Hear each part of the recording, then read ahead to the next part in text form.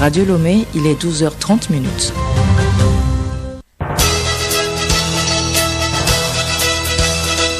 Le journal Léontine Atogima.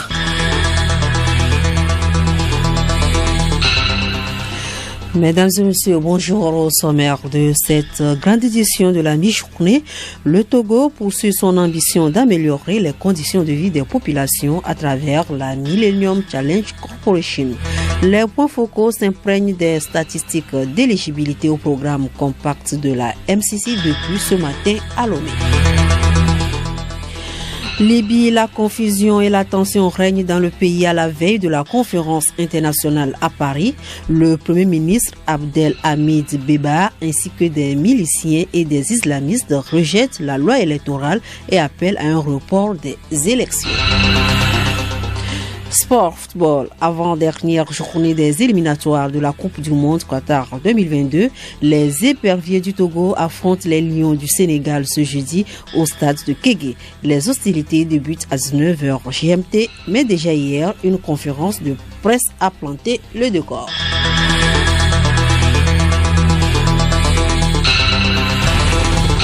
radiolomé.tg. Merci de nous choisir pour vous informer. Bienvenue à tous. Nous ouvrons cette édition par les échos de l'Assemblée nationale. La loi de finances rectificative exercice 2021 est en examen depuis ce matin à l'Assemblée nationale.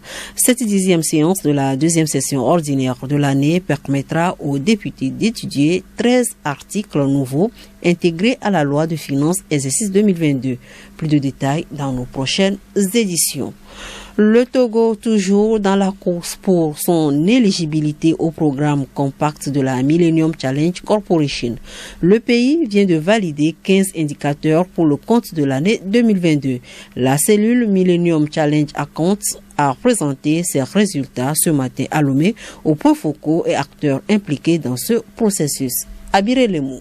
De 3 en 2006 à 15 cette année, le Togo a validé les indicateurs relatifs à la bonne gouvernance, à la liberté économique et à l'investissement dans le capital humain. Begedoué Paneto, secrétaire général de la MCA Togo. Depuis le 9 novembre, la Millennium Challenge Corporation a publié la carte des scores des pays participants à son processus compétitif. Notre pays a réédité l'exploit de l'année dernière en validant encore 15 indicateurs sur 20. Nous avons 3 catégories d'indicateurs, la catégorie de liberté économique, la catégorie de la bonne gouvernance et la catégorie de l'investissement dans le capital humain. La catégorie de la liberté économique, nous avons validé 7 indicateurs sur les 8. La catégorie de la bonne gouvernance, là nous avons validé 5 indicateurs sur 6. Les droits politiques, nous ne l'avons pas validé, toujours par rapport à l'analyse biaisée de certaines institutions que nous avons saisies par rapport aux progrès réalisés par le gouvernement dans le domaine des droits politiques et qui ne sont pas prises en compte dans les évaluations. La troisième, c'est la catégorie de l'investissement dans le capital humain. Nous avons validé 3 indicateurs, notamment l'indicateur sur les dépenses dans l'enseignement primaire, la protection des ressources naturelles et aussi le taux d'achèvement des filles dans le cycle primaire. Pour le secrétaire de la MCA Togo, ces résultats encourageants ne doivent en aucun cas amener le Togo à baisser les bras. Nous allons travailler davantage avec le MCC pour corriger l'erreur commise sur la création d'entreprises. Et nous allons aussi analyser la manière dont les progrès réalisés en termes d'investissement dans le secteur de la santé, en matière de renforcement du plateau technique et du système sanitaire pour que cela aussi soit reflété dans l'indicateur dépenses dans la santé. La MCA Togo nourrit l'espoir que le Togo enregistrera une meilleure performance que la présente à la prochaine évaluation et sera sélectionné pour un programme compact. Abiré Lemou, lutte contre le Covid-19 au Togo. Notre pays est sur la bonne voie, celle de réussir cette lutte engagée depuis 2 ans contre la pandémie de coronavirus. C'est l'essentiel à retenir de la réunion hebdomadaire de la coordination nationale de riposte contre le Covid-19 devenue hier à Lomé. Le responsable de la coordination, le médecin colonel Mohamed Djibril, a toutefois invité les Togolais à ne pas baisser la garde en matière de respect des mesures barrières. Il appelle à se faire vacciner le plus massivement possible. Il ne faut pas qu'on attende la dégradation de la situation pour chercher à courir, à aller se faire vacciner. On a le temps, aussi court soit-il, on a ce temps-là pour aller se faire vacciner. Et nous répétons, nous insistons que nous appelons tous les Togolais et Togolais d'aller se faire vacciner. Le stock des vaccins sont là. Les changements anticonstitutionnels de gouvernement en Afrique noire, c'est le thème hier de la deuxième conférence de la rentrée académique à l'École supérieure d'audit et de management ESAM. Juliette Camdet. Cette conférence a permis aux étudiants de réfléchir sur les causes du non-respect des constitutions en Afrique subsaharienne, bien que cela soit interdit par l'Union africaine et les institutions sous-régionales. Professeur Ahadi Nonou, conférencier. J'ai tenté de définir ce que l'Union africaine et la CEDEAO entendent par changement anticonstitutionnel de gouvernement. Ce sont des pratiques qui affaiblissent les institutions, qui les déstabilisent. Cette déstabilisation est chronique parce que depuis 1960, toutes les institutions politiques africaines sont aux prises avec ces changements anticonstitutionnels de gouvernement. Les vrais problèmes viennent du fait que depuis 1960, l'Afrique n'a pas suffisamment travaillé dans le sens de l'enracinement de la culture démocratique. Pour le directeur général d'ESAM, Roger Mifetou, cette initiative devient une tradition pour son école. Chaque année, nous faisons toujours pour la rentrée une conférence de rentrée. Cette année, c'est une nouvelle année, on a changé, on en fait 2. Parce que nous avons de grands professeurs qui sont avec nous. C'est utile pour nous parce que c'est toujours dans les objectifs de l'école, la vision de l'école. Il n'y a pas seulement que d'apprendre et de bûcher les cours, mais il faut aller au-delà, c'est de la réflexion. Le développement de l'Afrique ne sera possible que si les visions économiques et stratégiques prennent en compte les réalités des populations. Le journal Léontine à Toguima. Actualité hors de nos frontières. En Afrique du Sud, l'ancien président et prix Nobel de la paix, Frédéric de Klerk, est décédé ce matin à l'âge de 85 ans, a annoncé sa fondation. Frédéric de Klerk a été le dernier président sud-africain avant la fin de l'apartheid. En 1993, il avait obtenu le prix Nobel de la paix avec Nelson Mandela qui lui a succédé. Demain s'ouvre à Paris la conférence internationale sur la Libye, une rencontre qui se tient alors que la confusion règne dans le pays autour de la loi électorale votée le 24 décembre 2020 par le Parlement. Les islamistes et les milices exigent le report des élections. Grâce Goto. Tout comme les islamistes et les milices de Tripoli, le Premier ministre Abdel Hamid refuse depuis dimanche la loi électorale. C'est Khaled Al-Mishri, un frère musulman à la tête du Haut Conseil de l'État, qui mène la fronde contre cette loi. Il a affirmé à la chaîne Al Jazeera qu'il ne croit pas que les élections pourraient avoir lieu à la date prévue.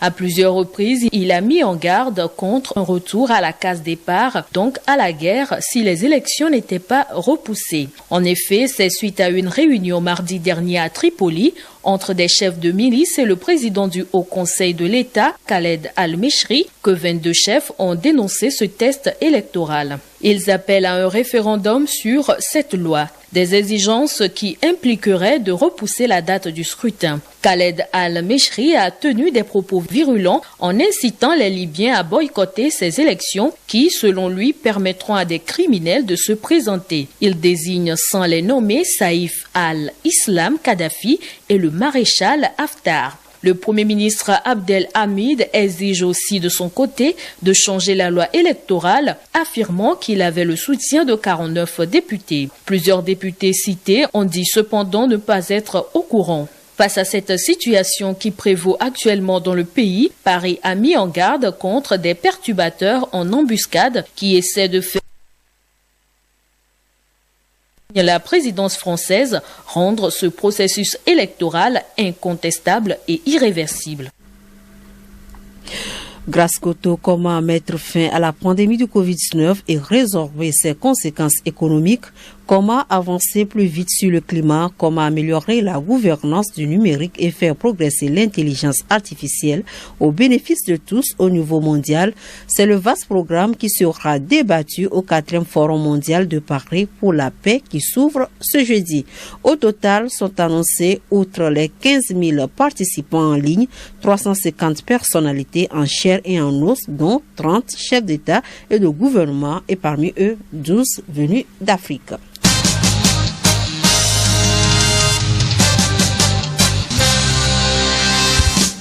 La page magazine de cette édition, le mois de novembre, est l'un des mois pieux chez les catholiques.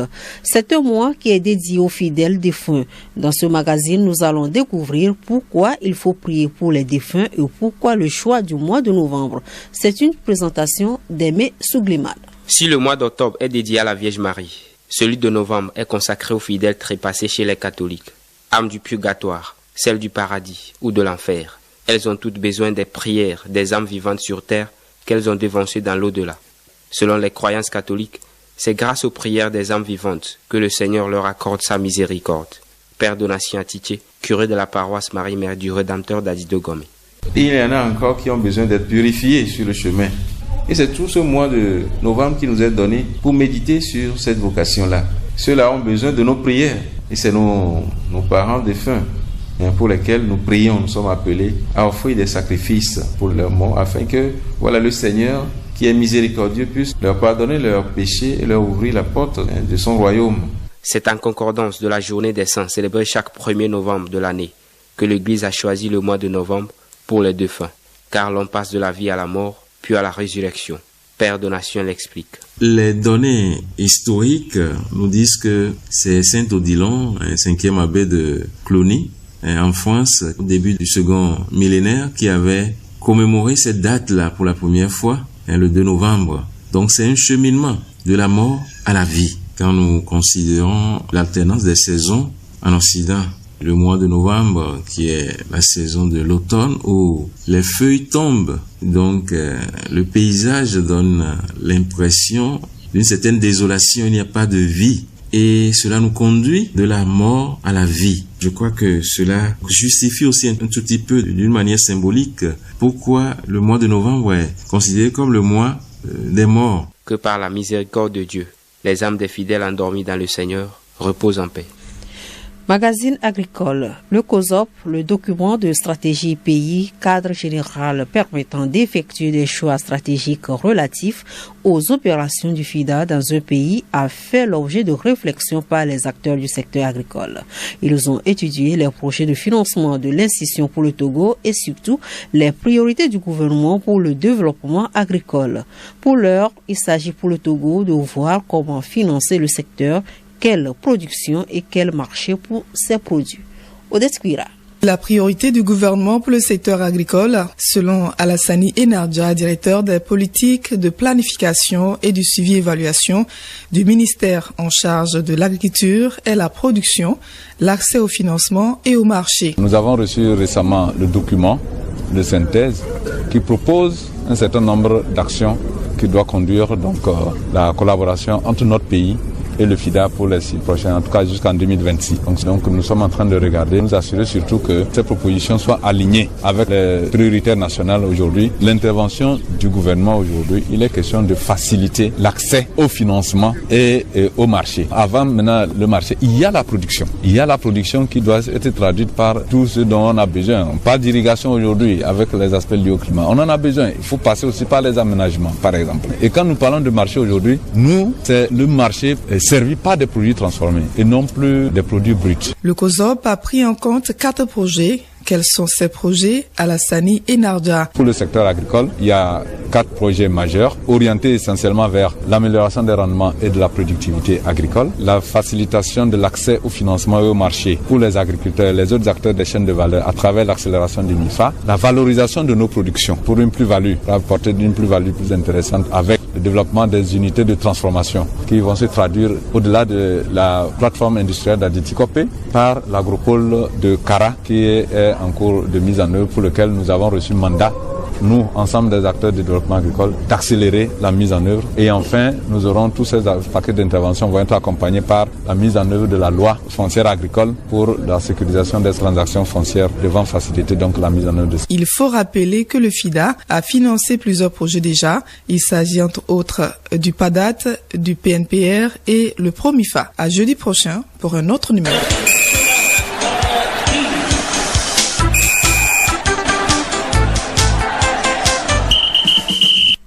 Sport football, en conférence de presse d'avant-match hier, le sélectionneur national Paulo Duarte, accompagné de Plaka Fessou, ont échangé avec les journalistes sportifs. Une conférence qui a planté le décor de la rencontre de ce jeudi au stade de Kégué entre Épervier du Togo et Lyon du Sénégal à 19h GMT. L'état d'esprit des éperviers et leurs ambitions notamment ont été abordés. Salim Lemou. Jour J de la confrontation Togo-Sénégal ce soir à 19h au stade de Kégué. Pour cette 5e journée des éliminatoires Qatar 2022, les éperviers déjà éliminés jouent les Lions de la Teranga, déjà qualifiés pour le deuxième tour de ces éliminatoires. Une rencontre importante pour le sélectionneur national Paulo Duarte en conférence de presse hier. C'est seulement une opportunité encore de donner continuation à notre travail. C'est pas un match revanche, c'est aussi une deuxième chance qu'on a pour corriger les mailles qu'on a donné au Sénégal.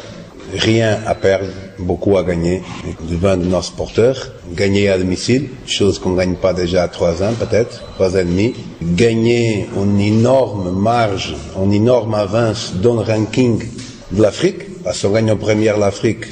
Je suis sûr qu'on va monter peut-être 10 ou 8 positions. Ça nous donne aussi l'envie de gagner. L'attaquant togolais Plaka Fessou, aux côtés du sélectionneur en conférence de presse, est revenu sur la motivation du groupe et son ressenti face à la première nation africaine de football. Entre joueurs, tout le monde est prêt, tout le monde est motivé pour essayer d'arracher cette victoire demain. Et par rapport au discours du coach, c'est toujours le même. Il faut être présent sur le terrain, il faut être concentré du début à la fin. Et voilà, l'adversaire, certes, c'est une bonne équipe, mais ils sont pas invincibles non plus. Donc du coup, il faut tenter, il faut essayer de les inquiéter le plus qu'on peut. En fait. C'est aussi ça le football. Et jouer contre les grandes nations et tout, et affronter un adversaire comme le Sénégal, c'est aussi l'occasion de prouver vraiment si on est à la hauteur ou pas. Et voilà, ça fait du bien quand même. Football toujours pour finir, le monde du football féminin est secoué par une agression. En effet, le 4 novembre dernier, Keira Amraoui, joueuse du PSG, a été agressée par des hommes alors qu'elle se faisait raccompagner par son amie Aminata Diallo, elle aussi sociétaire du PSG. Depuis hier, Aminata est en garde à vue prolongée pour audition. Les deux internationales françaises jouent toutes au milieu de terrain au PSG. La thèse de la concurrence du poste est évoquée alors que ces deux joueuses sont des amies et seraient même parties en vacances ensemble. Dans un communiqué rendu public, le PSG dit prendre acte de la garde à vue et condamne cet acte de violence.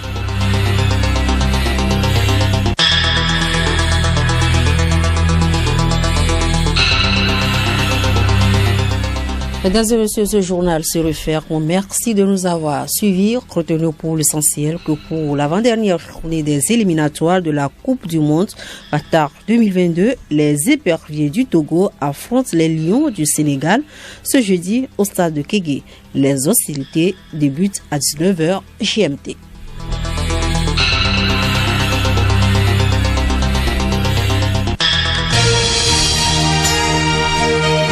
Radio Lomé, boîte postale 434, email radiolomé@radiolomé.tg.